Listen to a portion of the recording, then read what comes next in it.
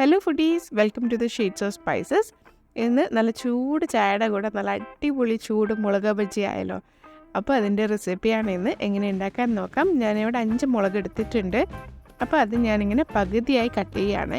അപ്പോൾ നിങ്ങൾക്ക് വേണമെങ്കിൽ ഇത് ഫുള്ളായിട്ട് യൂസ് ചെയ്യാം. ചെറിയൊരു കീറ് കൊടുത്താൽ മതി. അപ്പോൾ ഫുള്ളായിട്ട് യൂസ് ചെയ്തിട്ടും ഉപയോഗിക്കാം കേട്ടോ. പക്ഷേ എങ്കിൽ എനിക്ക് എന്താ ഫീൽ ചെയ്യുന്നത് വെച്ചാൽ നമ്മൾ കടലമാവിൽ മുക്കിയിട്ട് യൂസ് ചെയ്യുന്ന സമയത്ത് മുളക് കൂടുതലായിട്ട് കഴിക്കുന്ന പോലെ തോന്നും. അപ്പോൾ ഒരു ചെറിയൊരു മടുപ്പ് വരും. അപ്പോൾ അതുകൊണ്ടാണ് കുറച്ച് മുളക് യൂസ് ചെയ്യുന്നത്. അപ്പോൾ ഞാൻ എപ്പോഴും ഇത് യൂസ് ചെയ്യുന്ന സമയത്ത് പകുതിയാക്കിയിട്ട് കട്ട് ചെയ്തിട്ടാണ് യൂസ് ചെയ്യൽ. എന്നിട്ട് 2 കട്ട് ചെയ്തിട്ട് കുരുവൊക്കെ കളഞ്ഞിട്ട് വെച്ചിട്ടുണ്ട്. ഇനി ഒരു ബൗളിലേക്ക് 1 കപ്പ് കടലമാവ്, ബേസൻ ഫ്ലോർ, പിന്നെ 2 ടേബിൾ സ്പൂൺ അരിപ്പൊടി ആഡ് ചെയ്ത് കൊടുത്തിട്ടുണ്ട്. 1/4 ടീസ്പൂൺ വീതം ടർമറിക് പൗഡറും ചില്ലി പൗഡറും, 1/4 ടീസ്പൂൺ ഉപ്പ്, 1/4 ടീസ്പൂൺ ബേക്കിംഗ് സോഡ, പിന്നെ 1/4 ടീസ്പൂണിലും കുറച്ചും കൂടി നമ്മുടെ കായത്തിൻ്റെ പൊടി. നമുക്ക് ഇതെല്ലാം കൂടി നല്ലോണം ഒന്ന് മിക്സ് ചെയ്ത് കൊടുക്കുക. ഇതിൽ ചില ആൾക്കാർ ഇഞ്ചി വെളുത്തുള്ളി പേസ്റ്റൊക്കെ ആഡ് ചെയ്യുന്നത് കാണാം.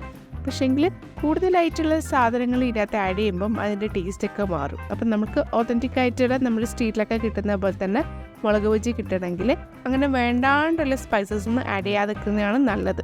ഇനി ഇത് നല്ലോണം മിക്സ് ചെയ്തതിന് ശേഷം കുറച്ച് വെള്ളം ആഡ് ചെയ്ത് കൊടുത്തിട്ട് നമുക്ക് നല്ലോണം ഒന്ന് മിക്സ് ചെയ്തെടുക്കാം. അപ്പം നല്ലൊരു തിക്കായിട്ടുള്ള ബാറ്റർ കിട്ടണം. അപ്പം നമ്മുടെ ഇഡ്ലി മാവ് പോലെ ഇരിക്കുന്ന നല്ല തിക്കായി കൺസിസ്റ്റൻസിയിൽ ഈ ബാറ്റർ ഉണ്ടാവണം കേട്ടോ. അപ്പോൾ വെള്ളം ആഡ് ചെയ്ത് കൊടുക്കുമ്പോൾ സൂക്ഷിക്കുക, കുറച്ചായിട്ട് വെള്ളം ആഡ് ചെയ്ത് കൊടുക്കുക. അഥവാ ഇനി നല്ലോണം ലൂസായിട്ടുണ്ട് കുറച്ചും കൂടി കടലപ്പൊടി ആഡ് ചെയ്ത് കൊടുക്കുക. ഒരിത്തിരി അരിപ്പൊടിയും കൂടി ആഡ് ചെയ്തിട്ട് മിക്സ് ചെയ്ത് കൊടുക്കുക കേട്ടോ. അപ്പം ഇത്രയേ ഉള്ളൂ. നല്ലോണം മിക്സ് ചെയ്ത് കൊടുത്താൽ നല്ല സ്മൂത്ത് ആയിട്ടുള്ള കൺസിസ്റ്റൻസിയിൽ നല്ല തിക്കായിട്ട് നിങ്ങൾക്ക് കിട്ടും. ഓക്കെ, ഇനി നമുക്ക് ഇതിലേക്ക് ഒരു പൊടിക്ക് പഞ്ചസാരയും കൂടി ഞാൻ ആഡ് ചെയ്തിന്. അത് വേണമെങ്കിൽ ആഡ് ചെയ്താൽ മതി, നിർബന്ധമൊന്നുമില്ല കേട്ടോ. അപ്പോൾ ഇത് ഓയിൽ വെച്ചിട്ടുണ്ട് ഡീപ്പ് ഫ്രൈ ചെയ്യാൻ വേണ്ടിയിട്ട്. ഇനി ഇതിലേക്ക് നമുക്ക് മുക്കിയിട്ട് ഓരോന്നും പൊരിച്ചെടുക്കാം. മാവിൽ മുക്കിയെടുക്കുന്ന സമയത്ത് മുളകിൻ്റെ കട്ട് ചെയ്ത ഭാഗത്തിൻ്റെ ഉള്ളിലൊക്കെ മാവ് പോയോന്ന് ശ്രദ്ധിക്കണം കേട്ടോ. എന്നിട്ട് വേണം നമ്മൾ ചൂടെണ്ണയിൽ പൊരിച്ചെടുക്കാൻ. എന്നിട്ട് ഇട്ടപാടെ സ്പൂണിട്ടിട്ട് തിരിച്ചിടാൻ പാടില്ലേ. കുറച്ചൊന്ന് വെയിറ്റ് ചെയ്യുക. അതൊന്ന് ശരിയായി വരുന്ന സമയത്ത് ചെറിയൊരു ഗോൾഡ് കളർ വരുന്ന സമയത്ത് തിരിച്ചിട്ടിട്ട് എടുക്കുക കേട്ടോ. അപ്പോൾ എൻ്റെ പാത്രം ഇവിടെ ചെറുതായിരുന്നു, മുളക് കുറച്ച് വലുതായിരുന്നു. അപ്പോൾ ഞാൻ അതുകൊണ്ട് സെക്കൻഡ് ഭാഗം ആക്കുന്നതിന് മുന്നേ മുളക് കുറച്ച് പകുതിയായിട്ട് കട്ട് ചെയ്തിട്ടുണ്ട്. എന്നിട്ടാണ് അടുത്ത ഭാഗം ഫ്രൈ ചെയ്ത് എടുത്തത്. അപ്പോൾ വലിയ പാത്രമാണെങ്കിൽ അങ്ങനെ തന്നെ ഇട്ട് പൊരിച്ചോളൂ, ഒരു പ്രശ്നമില്ല. എൻ്റെ പാത്രം ചെറുതായതുകൊണ്ട് ഞാനിത് കട്ട് ചെയ്തിട്ട് ആഡ് ചെയ്ത് കൊടുക്കുന്നുണ്ട് കേട്ടോ. എനിക്ക് മുളക് ബജി എന്ന് പറഞ്ഞാൽ ഒരു നൊസ്റ്റാൾജിക് ഫീൽ തന്നെയാണ്.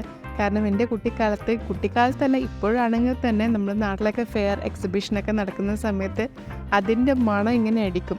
ഈ മുളക് ബജി കഴിക്കേണ്ട അതിന് പ്രത്യേക ഒരു സ്റ്റോളും ഉണ്ടാവും, അവിടെ തിരക്കും ഉണ്ടാവും. ആൾക്കാരത് കഴിക്കാതെ പുറത്തിറങ്ങില്ല അല്ലേ. അത്രയ്ക്കും അടിപൊളിയായിട്ടുള്ള ഒരു സ്ട്രീറ്റ് ഫുഡാണ് മുളക് ബജി. ഇത് കഴിക്കാത്ത ആൾക്കാരുണ്ടാവില്ല, ഉണ്ടാക്കാത്ത ആൾക്കാരുണ്ടാവില്ല അല്ലേ. അപ്പം ഉണ്ടാക്കാത്ത ആൾക്കാർക്കാണ് ഈ വീഡിയോ കേട്ടോ. എല്ലാവരും ഉണ്ടാക്കിയിട്ടുണ്ടാവും, വളരെ ഈസിയാണ് ഉണ്ടാക്കാൻ. അപ്പോൾ ഉണ്ടാക്കാത്തവർ ഇതുണ്ടാക്കിയൊന്ന് ട്രൈ ഔട്ട് ചെയ്ത് നോക്കുക. ഇഷ്ടമാണെങ്കിൽ സബ്സ്ക്രൈബ് ചെയ്ത് സപ്പോർട്ട് ചെയ്യുക. Okay, bye. Cook with love.